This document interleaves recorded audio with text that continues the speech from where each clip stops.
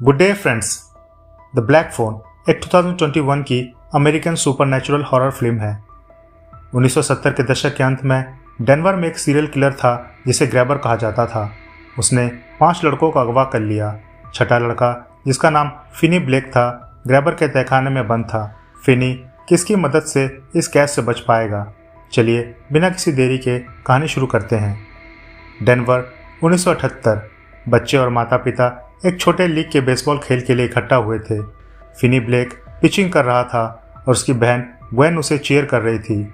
Finney ने 2 strike फेंक दी, लेकिन तीसरी बार में ब्रूस यामाडा ने बॉल को हिट किया और होम रन बना लिया, जिससे उसकी टीम जीत गई। हार के बावजूद ब्रूस ने फिनी के अच्छे पिचिंग की तारीफ की।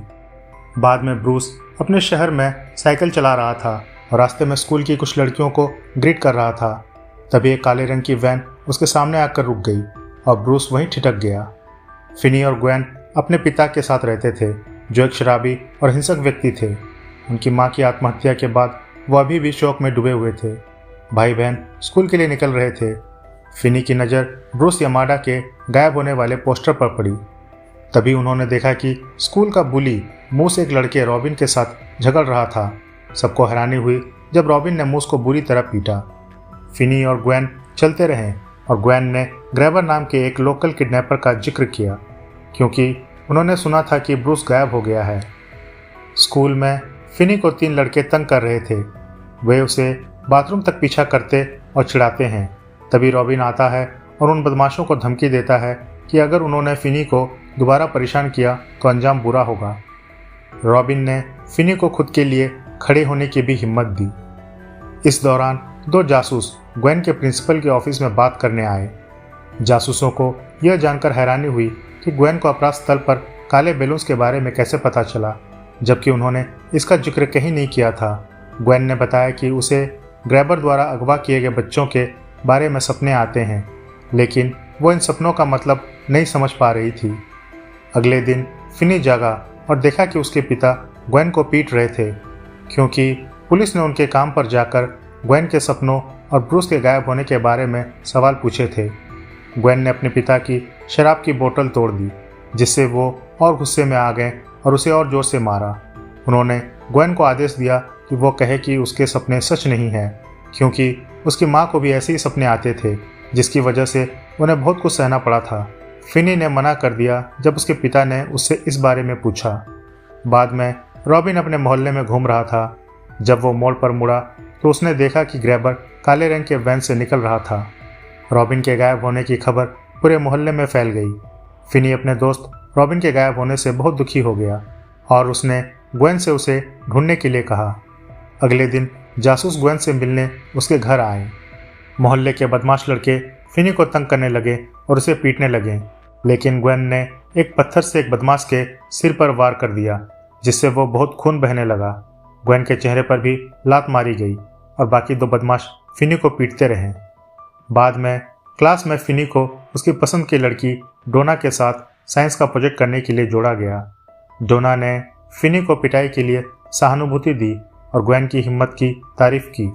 फिनी और ग्वेन घर जाते समय अलग हो गए। रास्ते में फिनी को ग्रैबर की वैन दिखी। ग्रैबर ने ऐसा दिखाया जैसे वो साधारण आदमी है और उसकी ग्रोसरी गिर गई हो, लेकिन जैसे ही फिनी ने काले गुब्बारे देखे, ग्रैबर ने उस पर हमला कर दिया और उसे एक स्प्रे से बेहोश कर दिया। फिर ग्रैबर ने फिनी को वैन में फेंक दिया। ग्रैबर फिनी को अपने तहखाने में ले जाकर कैद कर लेता है। ग्रैबर मजाक में फिनी को धमकाता है, लेकिन उसे खास कहकर भरोसा दिलाता है कि वो उसे कुछ नहीं करेगा। फिर वो उसके लिए सोडा लेने चला गया। वहाँ सिर्फ एक खिड़की है, लेकिन कोई सुन नहीं सकता अगर फिनी चिल्लाए। फिनी ने दीवार पर एक काला फ़ोन देखा और कॉल करने की कोशिश की, लेकिन वायर डिस्कनेक्टेड था। रात में ग्वेन को अपने दोस्त के घर पर उसके पिता के फ़ोन से पता चलता है कि फिनी गायब हो गया है। जासूस आकर फिनी के पिता से पूछताछ करते हैं। ग्वेन परेशान हो जाती है और प्रार्थना करती है। फिनी को फ़ोन की घंटी सुनाई देती है। जब वो फ़ोन उठाता है तो ग्रैबर उसे बताता है कि फ़ोन तब से काम नहीं कर रहा है जब से वो बच्चा था। ग्रैबर कहता है कि तुम डरे हुए हो, घर जाना चाहते हो, चिंता मत करो, मैं तुम्हें जल्द ही घर ले जाऊंगा। फिनी ने कहा कि अगर ग्रैबर उसे जाने देगा तो वो उसके बारे में किसी को नहीं बताएगा। ग्रैबर हंसने लगा। फिनी ने पूछा कि उसने ब्रूस और रॉबिन के साथ क्या किया, तो ग्रैबर ने कहा कि वो कोई और होगा। ग्रैबर के जाने के बाद फिनी जोर जोर से चिल्लाता है और खिड़की तक पहुंचने की कोशिश करता है। निराश होकर बैठा होता है, तभी फ़ोन बजता है, लेकिन दूसरी तरफ कोई नहीं होता। ग्रैबर भी फिनी पर नज़र रखे हुए था। फिनी ने फ़ोन बजते हुए सुना और फ़ोन उठाते ही उसे ब्रूस की एक विकृत आवाज़ सुनाई दी, जिससे वो डरकर फ़ोन रख देता है। बाद में फ़ोन फिर से बजता है और फिनी उसे उठाता है। उसे ब्रूस की आवाज़ सुनाई देती है, जो फिनी की बेसबॉल में अच्छा होने की बात करता है। वैसे तो ब्रूस को अपना नाम या अपनी ज़िंदगी की बातें याद नहीं है। ब्रूस फिनी को ज़मीन में एक जगह के बारे में बताता है जहां वो टाइल हटाकर खुदाई कर सकता है, जैसा उसने किया था। ग्वेन को अपने भाई का बुरा सपना आया और वो रात में उसकी तलाश में निकल गई। फिनी अपना समय खुदाई में और मिट्टी को टॉयलेट में बहाने में लगाता है। स्कूल में सभी लोग गुमशुदा बच्चों के लिए शोक मना रहे थे। ग्रैबर फिनी को नाश्ता और एक सोडा लाता है और कहता है कि खाना साफ है। वो दरवाज़ा खुला छोड़ देता है, लेकिन जैसे ही फिनी उसकी ओर बढ़ता है, उसे फिर से फ़ोन की घंटी सुनाई देती है। फ़ोन उठाने पर उसे एक लोकल पेपर बॉय बिली की आवाज़ सुनाई देती है। बात करते समय बिली का भूत उसके सामने आता है, जिसका चेहरा ग्रैबर ने काट दिया था। बिली फिनी को बताता है कि खुला दरवाज़ा एक जाल है और ग्रैबर ऊपर चाकू लेकर उसका इंतज़ार कर रहा है। फिनी फिर भी घबराते हुए गेट खोलकर सीढ़ियों से ऊपर गया। ग्रैबर को छुरा लिए बैठे देखा। तुरंत वापस आकर गेट बंद कर दिया और नाश्ता किया। बाद में फ़ोन फिर से बजता है और फिनी उसे उठाता है। उसे बिली की आवाज़ सुनाई देती है। बिली ने दीवार की एक दरार में छिपाए गए केबल का जिक्र किया और इशारे में बताया कि उसे क्या करना है। फिनी एक मैट लेकर केबल को खिड़की की सलाखों तक ले जाता है और बाहर निकलने की कोशिश करता है, लेकिन उसका वजन सलाखों को खींच देता है, जिससे वो ऊपर नहीं चढ़ पाता और नीचे गिर जाता है। एक और फ्लैशबैक में बिली का पेपर बॉय के रूप में जीवन दिखाया जाता है, जो अपने कुत्ते के साथ डिलीवरी कर रहा था जब ग्रैबर ने उसे पकड़ा था। मिस्टर ब्लेक ग्वेन से बात करते हैं और बताते हैं कि उसकी माँ भी ऐसे ही सपनों के बारे में बात करती थी, जिससे उसे भविष्य की घटनाएं दिखाई देती थी। वो मानते हैं कि यही कारण था कि उसकी माँ ने आत्महत्या की और वो ग्वेन को भी उसी रास्ते पर जाने से रोकना चाहते हैं। जासूस मोहल्ले में घूम घूम कर लोगों से बात कर रहे थे और मैक्स नाम के एक आदमी से मिले, जो खुद ही लापता बच्चों की जांच कर रहा था। मैक्स ने जासूसों को बताया कि वो अभी अपने भाई के साथ रह रहा है। इस दौरान ग्वेन अपने सपनों से जितनी भी जानकारी मिल सके लेकर अपने भाई को ढूंढने की कोशिश कर रही थी। ग्रैबर ने फिनी से उसका नाम पूछा, लेकिन जब फिनी ने झूठ बोला तो उसने फिनी को एक अखबार दिखाया जिसमें उसकी गुमशुदगी की खबर थी। जब ग्रैबर चला गया तो फ़ोन फिर से बजा। फिनी ने फ़ोन उठाया और एक लड़के ग्रिफिन से बात की। उसका भूत फिनी के पास तैरता हुआ दिखा और ग्रिफिन ने फिनी को एक ताले के कॉम्बिनेशन कोड के बारे में बताया, जो उसने दीवार पर लिखा था। फिनी ने पूछा कि अब तक उसे क्यों नहीं मारा गया, जिसके जवाब में ग्रिफिन ने बताया यह नॉटी बॉय नामक खेल का हिस्सा था, जो ग्रैबर अपने शिकारों के साथ खेलता था। फिनी ने नंबर खोज लिए, लेकिन ग्रिफिन को सही कोड याद नहीं था। फिनी ने फिर कोशिश करने का सोचा। जब ग्रैबर सो रहा था, फिनी चुपके से ऊपर गया और हर संभव कॉम्बिनेशन आजमाने लगा, जब तक कि उसने दरवाज़ा नहीं खोल लिया। दुर्भाग्य से ग्रैबर का कुत्ता सैमसन ताले की आवाज़ सुनकर भौंकने लगा, जिससे ग्रैबर जाग गया। फिनी घर से बाहर भाग गया, लेकिन ग्रैबर ने उसे सड़क पर पकड़ लिया। पड़ोसियों ने अपनी लाइटें जलाई, लेकिन ग्रैबर ने धमकी दी कि अगर फिनी ने कोई आवाज़ निकाली तो वह उसे वहीं मार देगा। उसने फिनी को वापस लाने से पहले लाइट्स बंद होने का इंतज़ार किया, फिर लाकर कमरे में बंद कर दिया। ग्वेन सोते हुए कोई सपना नहीं देखती और भगवान से शिकायत करती है। बाद में फ़ोन फिर से बजता है, लेकिन इस बार फिनी को एक लोकल पंक वैंस हॉपर की आवाज़ सुनाई देती है। फिनी वैंस को अच्छी तरह पहचानता था।